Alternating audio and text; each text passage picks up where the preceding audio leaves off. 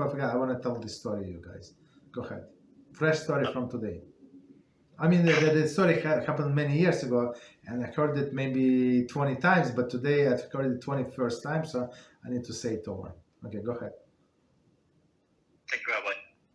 So, if a person is in the process of growing spiritually, and all of a sudden, for whatever reason, he stops studying, cold turkey, or slows the whole thing down, and we know that the Yetzer Hara and the Yetzer Hara are supposed to grow both at the same time, at the same pace, for it to be like a fair battle.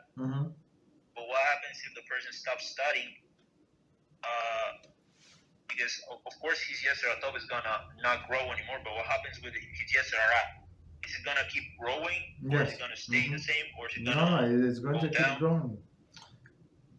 It's going to keep growing because when person stops studying, he start forgetting. So when we study, we go over the same material. As I told you guys, there are some topics that I went over 6 times with all of the commentaries, with all of the details, and every time I went exactly the same topic. I don't know, maybe 100 pages. 120 pages, not huge topic. So every time I discovered what I missed last time and what I forgot from last time. So meaning, if now I'm going to go to this topic and I'm going to study it 7 times, I'm going to see many things new. Because why? Because I forget, and most of the people forget things. You understand? If you don't forget, you're a very special person. So everyday person forgets more. So he cannot say, just because I did not study, I did not grow. No, opposite. A person goes back.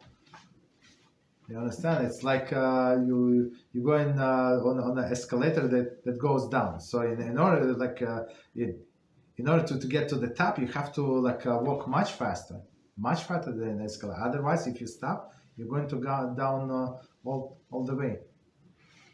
You understand? So Yetzer Hara gets stronger, and it happens to the best of us, and it happened to many of my students, that went down in a spiritual level, right? So stop studying, then start. But the solution is very simple. Solution is very simple. What? To get your study partner. So if you study with somebody, so you say, okay, it's 7 p.m., it's 3 p.m., but 9 a.m. in the morning, 6:30, whatever time is. So I have to call this guy, right? And we're going to study together. That's it. So if you're alone, okay, maybe I had my stomach ache, headache, this ache, that ache. I have to call my mother. I have to deliver this package, that package. But no. I have a call at 6:30 p.m. That's it. So life stops, everything stops, everything is on the side, and I'm going to have this call. So that's why in Judaism, unless you're a Gadol Hador or like a special occasion, of course you must study yourself also, but it should be like minimum, unless you're very organized person.